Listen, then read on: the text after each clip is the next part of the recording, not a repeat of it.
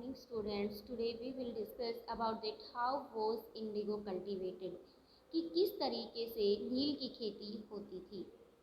यहाँ पर to main system हैं इंडिगो कल्टीवेशन के, वो हैं निज और रियति।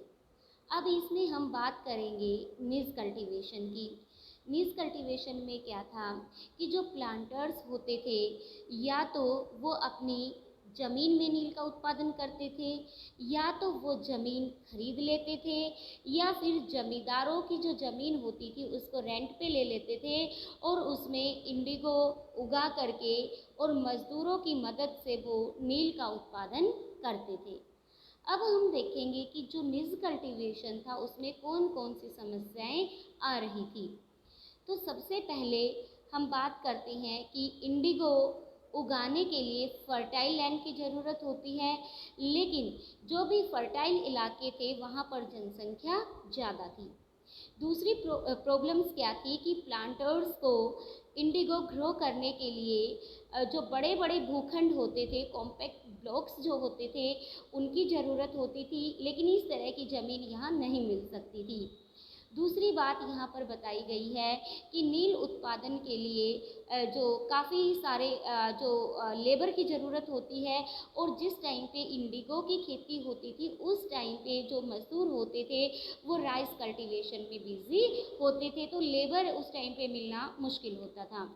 आगे बढ़ते हैं और बात करते हैं कि और किस तरह की समस्याएं जो थी वो निज कल्टीवेशन में देखने को मिलती थी। दूसरी बात यहाँ पे बताया गया है कि निज कल्टीवेशन के लिए बहुत ज़्यादा हल और बैलों की ज़रूरत होती थी, तो वो मतलब इतनी ज़्यादा संख्या में बागान मालिकों को नहीं मिल सकते थे। तो इस तरीके की जो समस्याएं थी वो निज कल्टीवेशन में देखने को मिली। अब हम बात करते हैं यहाँ पर रेयती सिस्टम की, indigo on the land of ryots, कि रेतों की ज़मीन पर नील की खेती किस तरीके से की जाती थी।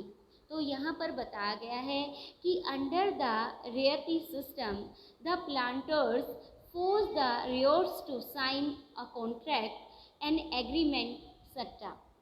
रेयती व्यवस्था के तहत बागान मालिक रेयतों के साथ एक अनुबंध कॉन्ट्रैक्ट साइन करते थे। At time they pressurized the village headman to sign the contract on behalf the ryots. और कई बार जो गांव के मुखिया होते थे उनको भी फोर्स किया जाता था कि वो रेयतों को कहें कि अपने खेतों में वो नील उगाएं। इसमें क्या होता था कि जो बागान मालिक थे वो किसानों को पैसे दे देते थे और कहते थे कि अगर आप हमसे कर्ज लोगे तो आपका जो 25% जो लैंड एरिया है वहाँ पर आप इंडिगो उगाओगे। तो पहले से ये जो सिस्टम था वो काफ़ी लुभावना लग रहा था किसानों को, क्योंकि उनको बिना कुछ किए कर्ज मिल जाता था कोई भी क्रॉप्स उगाने के लिए। लेकिन क्रॉप्स यहाँ पे कोई भी नहीं, बल्कि 25% जो लैंड का एरिया था वहाँ पर किसानों को क्या उगाना था, इंडिगो। पहले तो ये जो कंडीशन थी उनको काफ़ी सही लगी, लेकिन बाद में इसके जो रिज़ल्ट थे वो उनको जो नेगेटिव रिज़ल्ट था वो उनको दिखाई देने लगा। इस तरीके से जो नील की खेती थी, जो रेयती सिस्टम था, वो किसानों को रास नहीं आया।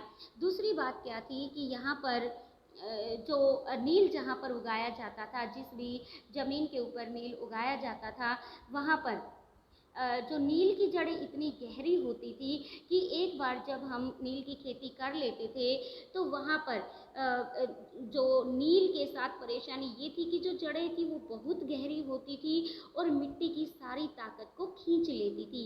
नील की कटाई के बाद यहाँ पर दूसरी फसल जैसे कि राइस ग्रो करने में या तो वो होता ही नहीं था या तो बहुत ज़्यादा परेशानी लोगों को आती थी।